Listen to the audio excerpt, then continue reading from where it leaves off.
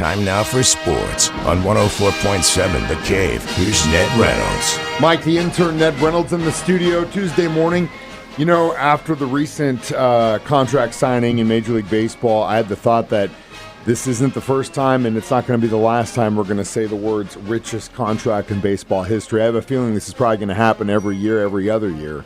Well, as long as there are alleged superstars around, yeah, that probably will happen. But, Mike, it has to come to an end. That's what I wanted to. That's what I'm trying to say is this is insane. It is insane. Now, I don't blame the players. $765 million a year. Take it. You're damn right. This is pretty good stuff.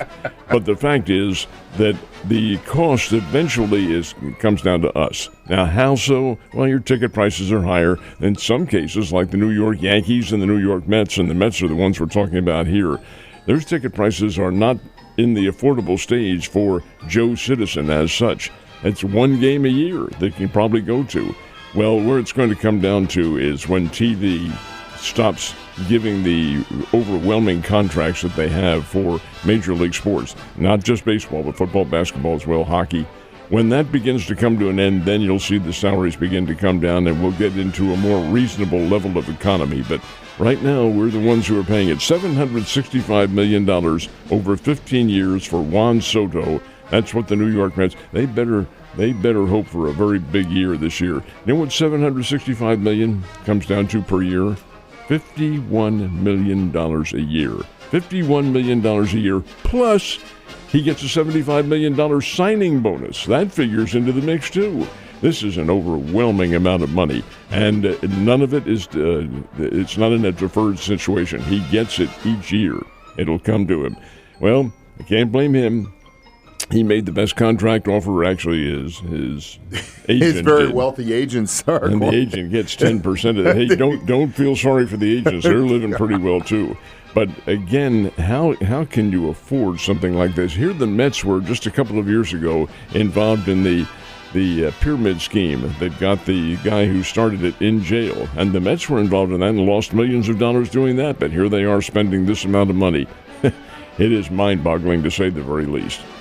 I agree with you 110%, but one thing we can do is stop paying for it. So if you don't like it, that's really the only way you can make it go away is don't pay for the games and don't pay for the viewing. And theoretically, that happens, but sports fans will pay for television. And we talked about the app that the Cardinals are considering for their television rights this year, an app which you just push the button and you get the Cardinals a la carte, whatever game you want. It's also $7 a game. That really amounts to a whole heck of a lot of money. You know, I'm also kind of sitting here wondering, I think the most important piece the St. Louis Cardinals could pick up in the offseason is some form of leadership on that field or in that locker room. Do you think they're going to get that? I'm sure it's there. The leadership needs to be in the front office. That's also where they need the leadership there. The man who's going to take over eventually is Chaim Bloom, University of Pennsylvania guy. He is slated to take over for Mozeliak when Mozeliak retires at the end of the year. I think Mr. Bloom is making some of the decisions right now. Anyway, the Cardinals want Nolan Arenado out of there. And Nolan Arenado wants out of there. He has said as much. He said, this team's not going anywhere. I want to play for a contender. Well, the Cardinals are very active in Dallas. That's where the winter meetings are going on and trying to make a deal. So far, nothing has happened.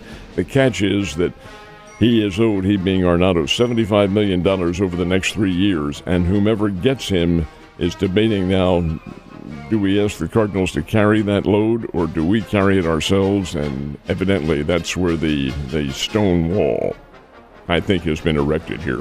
What's interesting is how willing teams are able to just, whatever you want, $500 million, cool, no problem. This guy, I don't know if I'm going to give you $20 million a year. So I know that everyone's got their opinion on the National Football Challenge College Championship and the playoff picture and the 12 teams, and everyone's got a hot take. But what is Vegas saying? Who's the number one at this? Number one is Oregon. I think that's the one thing everyone can agree on. Oregon is the top seed, and Georgia is the number 2 seed, and it goes down from there. So Oregon, the top seed. And with Georgia, too, those teams get byes. They don't have to play in the first round. There are two others who get byes as well. So in the quarterfinals, Oregon will play the winner of the Ohio State-Tennessee game. And that will be the Rose Bowl on New Year's Day. That's where Oregon will get tested with the winner. If they play Ohio State, it's the second time this year they will have played them. Oregon beat Ohio State in Eugene, Oregon, 32-31 early in the season. And the number 2 seed, Georgia, they're idle. They'll play the winner of the Indiana-Notre Dame game, and that'll be in the Sugar Bowl. We're just talking about 2 of them here. There's about 6 more bowl games to go. But they're the top 2 seeds, Oregon and Georgia. And how it goes from there, well, it'll be extremely interesting. They're both very good football teams. They absolutely are. You got any chocolate chips left to put on any of these matchups? Chocolate chips were gone long time ago. Based on your demeanor, I figured you probably lost that a couple weeks ago. The City Chiefs now face off with could be dangerous Cleveland Browns in Cleveland on Sunday. Are we healthy going into this game? For the most part, yeah. Andy Reid didn't discuss any of the injuries yesterday, but there were 2 of them that have to be adjudicated sometime later on this week. That's DJ Humphries, who they just got a couple weeks ago. He has a hamstring problem, did not return to the game on the Sunday. And Joshua Williams, who's a cornerback, he had an upper body injury. It looked more like maybe a shoulder of some sort when he went after a pass and hit the receiver and knocked him out of bounds. He was taken out of the game and did not return. So those 2, we'll find out a little bit more today or tomorrow when the Chiefs return to the practice field. And you're right, the Cleveland Browns, in my opinion, Mike, that's a trap game right here. Cleveland's not as good as Kansas City. I don't think any other teams in the NFL are, but Cleveland can throw the ball, and the Chiefs have shown some vulnerability in the defensive backfield. However, by the same token, that vulnerability doesn't really come to the fore because the D-line, the edge rushers, are in there creating havoc with the quarterbacks and the running backs on whomever the opposition happens to be. Cleveland has a fair ball club. They've got some pretty good receivers on there, but I think the Chiefs will go in as a touchdown or a couple touchdown favorites in this one, probably 1. But the fact remains that Kansas City has already clinched the AFC West. They've clinched a place in the playoffs. Now they're looking for home field for the rest of the tournament Super Bowl. Based on the math, we got 4 games left. We win 2 of them, we clinch. So the next 2 wins, and then we clinch home field advantage. Let's just hope we can do that. Your thoughts on Steven Nelson signing with the team, getting out of retirement and coming back? Well, yeah, you do that just as a safety gap. These guys are never really terribly out of shape, but he can come back and he could contribute. I really think, again, and this has been a situation that we all have been seeing all season long since we lost Watson early on and as cornerback because he was looking great. But obviously we lost him. So now we've got 2 issues, and that's the tackle position and the CB position. And if we can fix that or find a guy to step up and actually do stuff, I think we're going to be just fine. Last night's game, since he finally looked like the team of old, right? There's another bizarre game and a bizarre year in the National Football League.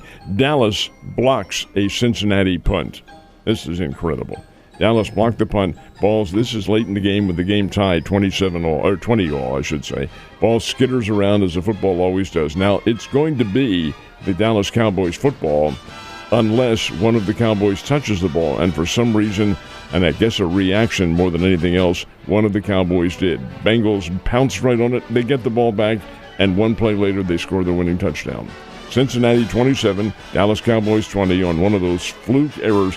You might remember a game, a Thanksgiving Day game, and this is a number of years ago, when the Cowboys were playing the Miami Dolphins, and it was an icy day in Dallas, and Jerry Jones is down on the field, and the ball is loose late in the game, and for some reason, one of the Cowboys' tackles decided to go after it. It was dead ball.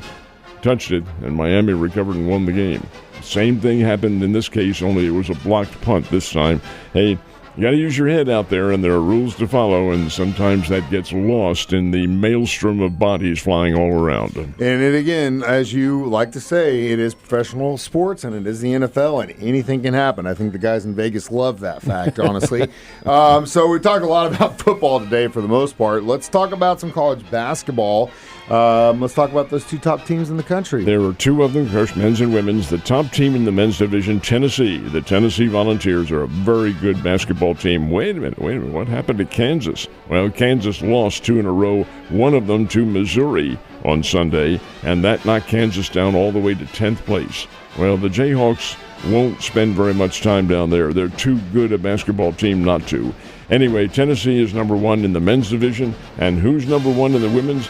Not South Carolina, not Connecticut. Connecticut is number 2. It's UCLA, which is the number 1 women's team in the nation. They're a very good team. Of course, they wouldn't be number 1 unless they were, but how do they stack up with the South Carolina national champions and the UConn Huskies under Gino Auriemma? We'll see as the season goes on. Ned, you have a wonderful Tuesday. Stay warm, and I will see you tomorrow.